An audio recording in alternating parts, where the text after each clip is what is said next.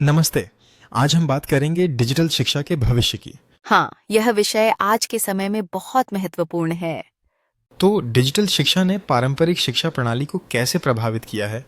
यह छात्रों को कहीं से भी सीखने की सुविधा देता है, जिससे शिक्षा अधिक सुलभ हो गई है।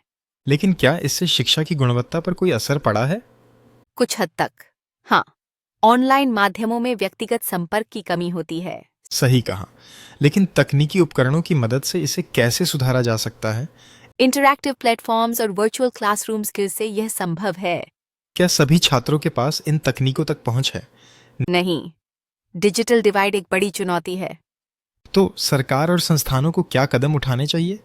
उन्हें इंफ्रास्ट्रक्चर में निवेश करना चाहिए और डिजिटल साक्षरता बढ़ानी चाहिए। शिक्षकों की भूमिका इस बदलाव में कैसे बदल रही है? वे अब केवल ज्ञान देने वाले नहीं, ही बल्कि मार्गदर्शक बन गए हैं। क्या यह बदलाव शिक्षकों के लिए चुनौतीपूर्ण है?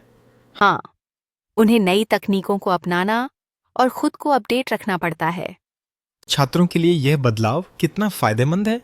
यह उन्हें आत्मनिर्भर बनाता है और उनकी सीखने की क्षमता बढ़ाता है।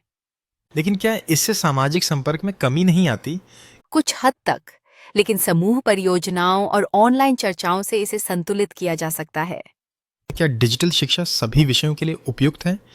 अधिकांश के लिए हाँ, लेकिन व्यावहारिक विषयों में चुनौतियां हैं।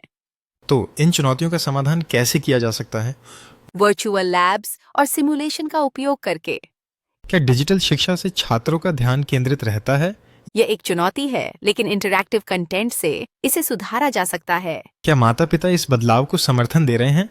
कुछ करते हैं, लेकिन कुछ को अभी भी संदेह है। तो उन्हें कैसे समझाया जा सकता है? उन्हें डिजिटल शिक्षा के लाभों के बारे में जागरूक किया जाना चाहिए। क्या भविष्य में पारंपरिक शिक्षा पूरी तरह से समाप्त हो जाएगी? शायद नहीं, लेकिन यह डिजिटल शिक्षा के साथ मिलकर काम करेगी।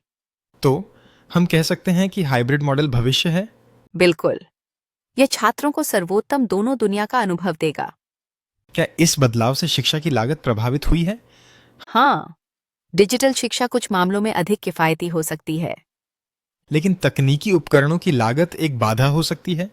सही है, इसलिए सस्ती तकनीक और सरकारी सहायता आवश्यक है। क्या डिजिटल शिक्षा से छात्रों की रचनात्मकता बढ़ी है? हाँ, उन्हें नए तरीके से सोचने और सीखने का अवसर मिलता है। क्या यह शिक्षा प्रणाली सभी के लिए समान रूप से प्रभावी है? नहीं, व्यक्तिगत जरूरतों के अनुसार अनुकूलन आवश्यक है। तो व्यक्तिगत शिक्षा योजनाएं कैसे बनाई जा सकती हैं? डेटा एनालिटिक्स और ईआई की मदद से। क्या शिक्षकों को इसके लिए विशेष प्रशिक्षण की आवश्यकता है?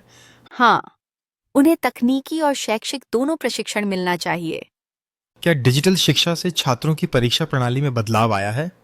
हाँ, अब ऑनलाइन मूल्यांकन और ओपन बुक परीक्षाएं आम हो गई हैं। क्या इससे धोखाधड़ी की संभावना बढ़ी है? कुछ हद तक, लेकिन तकनीकी उपायों से इसे नियंत्रित किया जा सकता है। क्या डिजिटल शिक्षा से छात्रों की मानसिक स्वास्थ्य पर असर पड़ा है? हाँ, स्क्रीन टाइम बढ़ने से तनाव और थकान हो सकती है। तो इसे कैसे संतुलित किया जा सकता है? नियमित ब्रेक, शारीरिक गतिविधि और मानसिक स्वास्थ्य समर्थन से। क्या डिजिटल शिक्षा ग्रामीण क्षेत्रों में भी प्रभावी है? यदि इंटरनेट और उपकरण उपलब्ध हों तो हाँ। क्या सरकार इस दिशा में प्रयास कर रही है?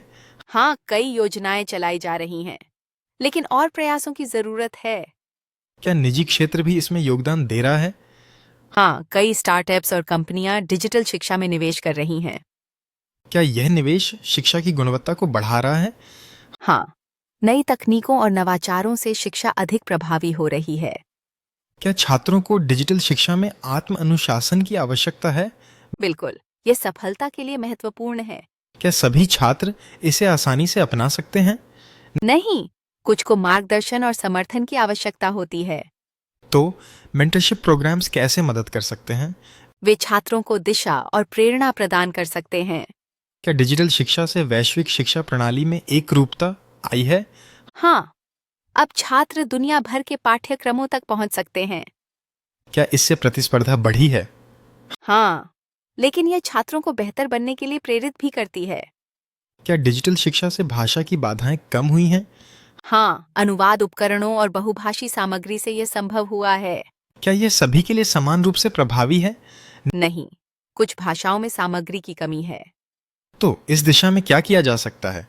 अधिक भाषाओं में सामग्री का विकास और अनुवाद आवश्यक है। क्या डिजिटल शिक्षा से शिक्षा का लोकतंत्रीकरण हुआ है?